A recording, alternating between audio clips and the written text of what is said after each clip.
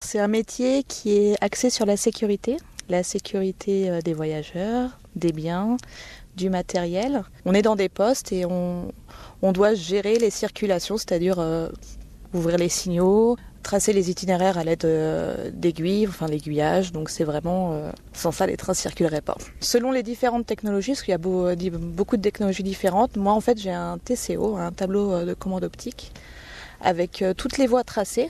Et après, à l'aide de boutons, je trace mes itinéraires.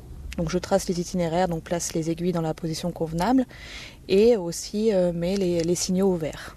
Et vous êtes en liaison avec les conducteurs ? Oui, on est tout le temps en liaison avec les conducteurs, avec la radio, mais aussi le régulateur. Alors le régulateur, lui, a plus des fonctions de régularité en cas de problème, de retard et tout. Le régulateur, c'est lui qui va nous dire tel train passe, tel train s'arrête. Et nous, on fait en fonction de ça. Donc on est en contact avec les mécanos et avec les régulateurs. Comment se passe une journée type pour vous quand vous arrivez ? Qu'est-ce que vous faites ? Alors la première chose que je fais quand j'arrive, c'est de prendre connaissance de ce qui s'est passé dans le poste, de signer un petit carnet avec toutes les informations que mon collègue me remet. Et le fait de signer ce carnet dit à partir de maintenant, tout ce qui se passe, je suis responsable au sein de mon poste et surtout une responsabilité pénale. Ça veut dire que si je prends les mauvaises décisions en cas d'incident ou de quoi que ce soit, je suis responsable. Je suppose que ça rajoute un stress particulier. Oui. Comment vous vivez ce stress-là ?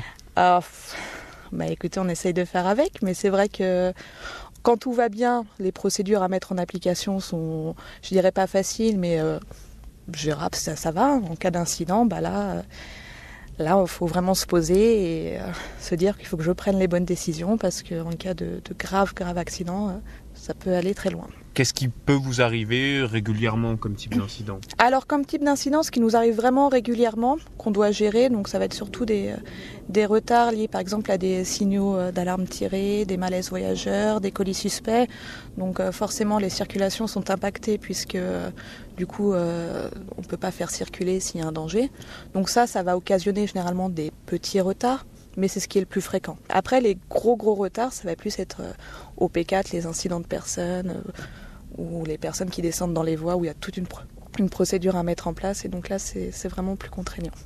Comment votre métier a évolué ? Alors de manière, je sais pas, technique d'abord ? Alors le métier, il évolue tous les jours. C'est des procédures à mettre en place, c'est une réglementation et ça évolue tous les jours par rapport aux problèmes qu'on a pu rencontrer. Il y a des règles, donc des retours d'expérience qui sont mis en place et les procédures évoluent. Donc ça, c'est tous les jours.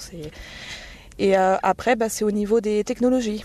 Les technologies, il y a des très anciennes technologies qui sont les postes à levier et maintenant on se dirige plus vers de l'informatique avec tout un programme informatique. Donc c'est ça. Les postes à levier, c'était quoi alors les postes à levier, c'est vous êtes dans un poste et en fait pour manœuvrer les appareils de voix ou les signaux, vous manœuvriez des leviers, mais des grands leviers, certains très très durs à manœuvrer, certains très durs. Et maintenant c'est la nouvelle génération, c'est on tape des codes sur un clavier. Et vous avez fait les deux, à la fois le poste à levier et les codes ? Alors j'ai fait le poste à levier en début, oui. Et les codes, là, je les fais en formation. De toute manière, la technologie avance, la réglementation évolue et donc c'est un métier où il faut toujours se renouveler. Quand vous entendez parler dans l'opinion publique des cheminots, de la mauvaise opinion généralement qui en ressort, qu'est-ce que ça vous fait ? Parce que quand vous me dites que c'est un poste à responsabilité, stressant, c'est un poste compliqué où il faut se réadapter tout le temps, vous n'avez pas l'impression qu'il y a une contradiction entre l'image que vous renvoyez et votre métier ? Ah si, quand on dit les cheminots privilégiés, feignants, je suis triste en fait. Enfin, on désavoue un peu mon métier qu'on ne connaît même pas en plus et les gens essaient même pas de savoir vraiment à quoi ça correspond les contraintes d'être cheminot. C'est un travail en 3-8, les postes sont ouverts 7 jours sur 7, 24 heures sur 24. Donc les 3-8, les jours fériés, les samedis, les dimanches. Moi je suis fière de mon métier, oui, je suis fière de ce que je fais, j'apprécie même mon métier. Après le regard que les gens ont sur la SNCF, on va dire en général, pas mon métier mais sur la SNCF, oui ça me fait mal au cœur en fait, ça me fait mal au cœur parce que je ne saurais pas l'expliquer, mais en fait j'évite d'en parler même avec ma famille maintenant. On n'en parle pas. Ça déclenche des polémiques et puis là je suis fatiguée même des polémiques quoi. Surtout quand ça vient de la famille ou des amis qui nous connaissent. En fait, il faut tout le temps se défendre. Non, c'est lassant, c'est fatigant et puis ça fait du mal. Bon, à l'avenir, vous le voyez comment, votre métier? Bah, à l'avenir, je le vois bien. Enfin, de toute façon, il y aura toujours besoin d'aiguilleurs, je pense, parce que même si la machine prend beaucoup de place, il y a toujours besoin de l'esprit humain, de la vigilance de l'esprit humain. Donc, je le vois bien l'avenir.